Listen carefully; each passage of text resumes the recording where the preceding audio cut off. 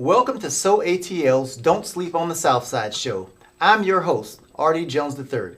Each week, we're going to shine the spotlight on the Southside's rich culture and colorful history, which has a global effect on faith, economy, politics, and technology. Don't Sleep on the Southside will introduce you to the talented individuals, visionary leaders, innovative entrepreneurs, and game changers that make a Southside strong. Joining us today is Mr. Gerald McDowell, who is the Executive Director of the ATL Airport Community Improvement Districts. Gerald is a graduate of DeVry University with a degree in Computer Information Systems. He spent 18 years in the IT industry, where he managed over 75 projects and 120 employees in more than 40 states and 12 countries. There's so many more recognitions I could offer for Gerald, but we only have 30 minutes for this podcast, so I can't mention them all. He's a game changer here on ATL's Southside, and the Southside Network is bringing him to you. I'd like to welcome Gerald McDowell to the Southside Show. How you doing, Gerald? I am doing fantastic. Thank you for having me here today. All right, great. Well, how have things been going lately? Given that, COVID and people are sheltering in place in some places. Is the office open? Are you working from home? As a staff, we are working remotely, but we have been just as busy as ever. Okay. And where's your office located? Our office is located here in East Point. So the local office is in East Point, but our district covers 6 different cities. Okay, and what are those cities?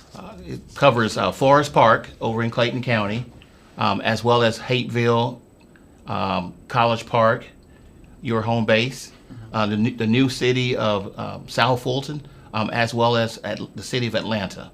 So in addition to East Point, we have those additional 5 cities in our districts. Okay. Now, for our guests that might not know what a CID is, a Community Improvement District, please explain to us what a CID is, and then also talk to us about how it's funded. Back in the mid-'80s, there was legislation passed to allow for the creation of community improvement districts, and it empowers private property owners, those who own commercial property, industrial property, as well as office. It allows them to form this community improvement district, and they all volunteer to pay additional property taxes. So annually, as the tax commissioner is sending out tax bills, part of that tax bill includes the millage for community improvement districts. Okay, so for the viewers, once again, what type of things or what areas can the CIDs use within the communities that they serve?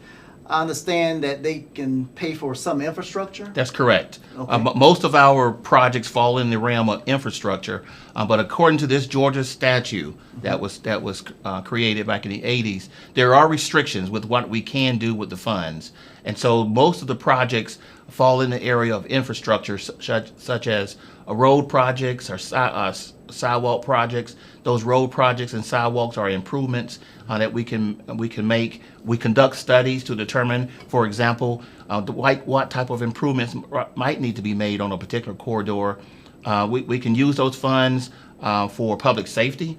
We can use those funds for streetscaping and landscaping type projects. And then one of our new areas of focus is transportation. So we can use our funds to advance initiatives in that realm as well. Okay.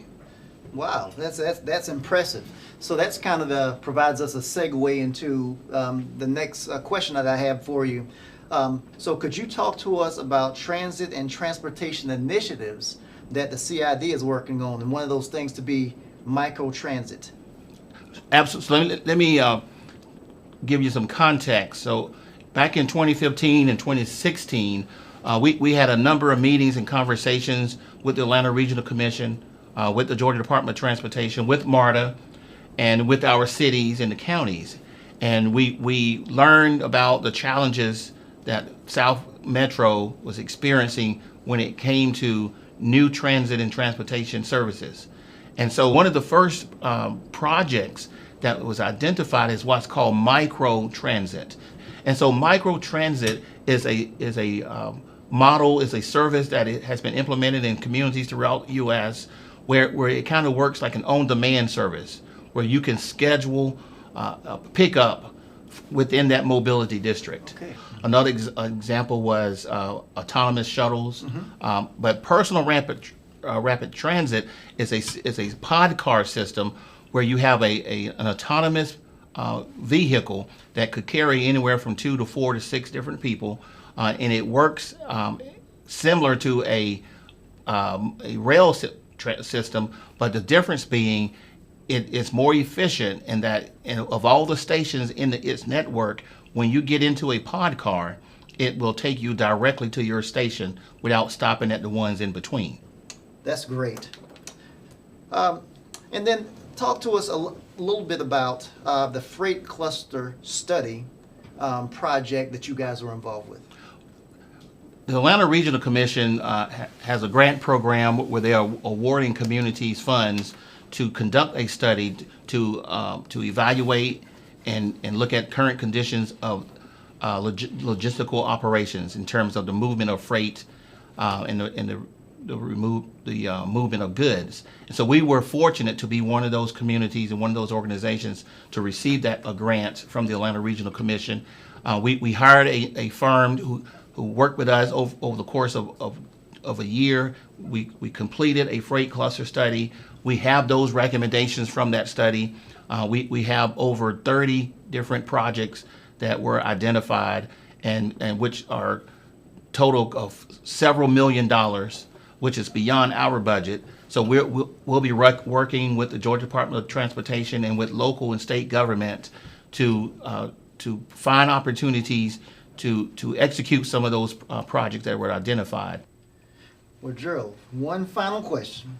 I promise this time. What is in the future for the CID? What projects are coming up in the near future that you want us to, I guess, keep a lookout for? Our overarching focus and goal and theme that we use as a guiding blueprint is creating the 21st century infrastructure for the Southside. And we know that if we have the appropriate infrastructure in place, that growth and development is going to occur.